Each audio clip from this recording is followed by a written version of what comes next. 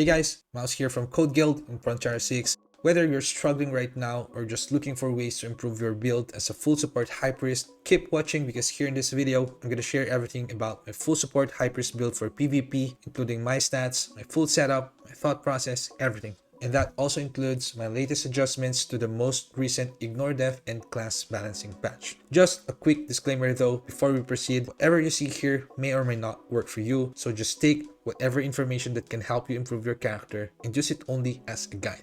Here are my stats right now: HP, equipment PDEF, equipment MDEF, crit res, and reductions in percentage. For context purposes, my Nyan Jar right now is at 100k and my character is currently at 375k divine power with Red 1 title.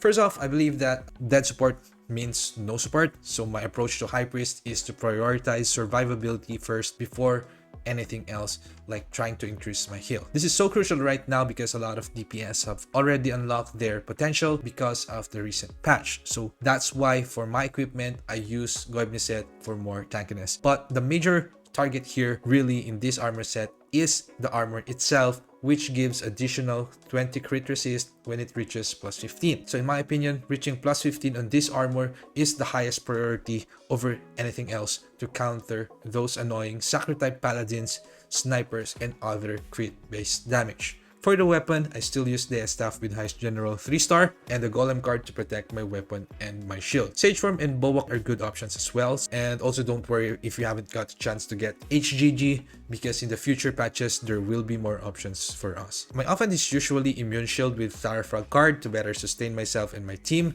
in small scale PvP, but on large scale PvPs like Guild League, always situational.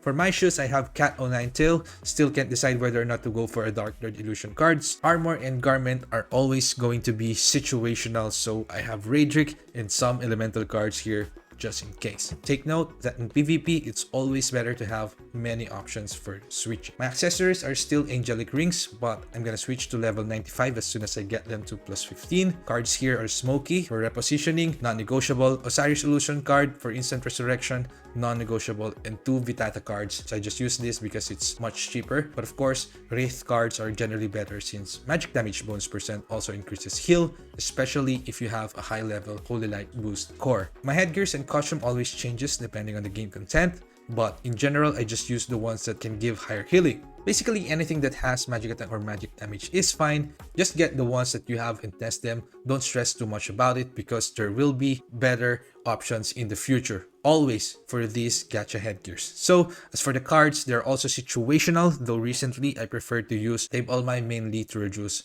firebolt damage. I also have doppelganger cards here. I highly recommend this, so try to get them if you can.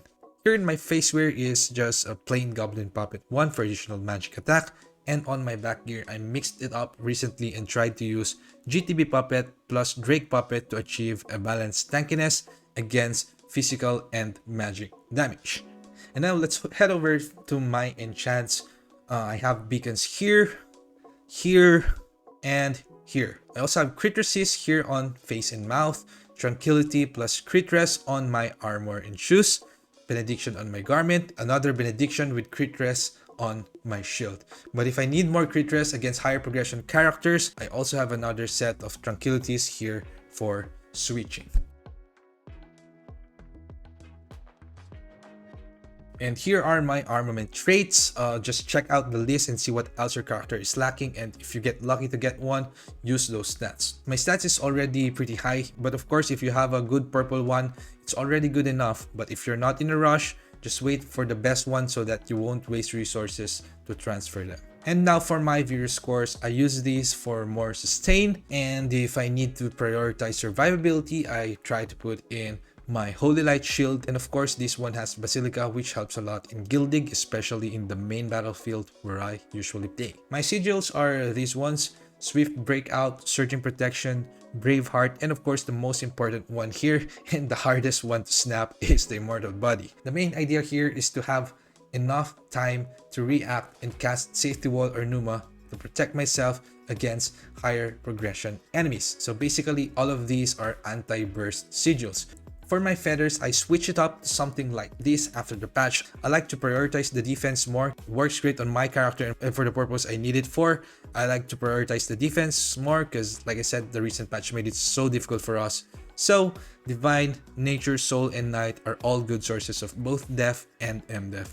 And I focused my Mixed Dark here to pump my PvP reduction with the set bonus. If you don't have Mixed Dark yet, don't worry, Terra is always gonna be a nice second option. And over here in my attack statue, another set of defense sources with Mixed Order and Mixed Justice, Faith for int and Magic Attack for healing, and then just a low level Light and Dark to kind of just get a bit more PvP reduction. If you don't have Light and Dark, Sky and Glory are good options as well. The reason why I did this setup is that Def right now has very limited sources and I was willing to sacrifice higher heal and try to get it somewhere else instead, since a lot of sources for healing increase, int, magic attack, and magic damage bonus anyway. So again, a dead support means no support. And just an additional info, there is a certain equipment depth threshold that you should reach before it can reduce damage and before Assumption would work. So this value right here doesn't really tell you much. I'm not gonna go over the details here and I'll probably just do another video about that, but it's important to mention that this kind of setup that I did won't work against higher progression characters with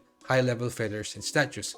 They have way too much Ignore Def and MDef, and the only way that I found to match it is to use high level feathers as well, or focus on other reductions instead. So let's move on to my statue. I'm now trying to get some more Def and MDef gear, which I have ignored for the longest time. And for the gold ones, Mist Part 2 and Relic 1, 2, and 3 are priorities right now because of Sage Bolts. Here I just kind of got lucky with some time space abnormality rewards, so I was able to level it up a bit. Medals, nothing special here really.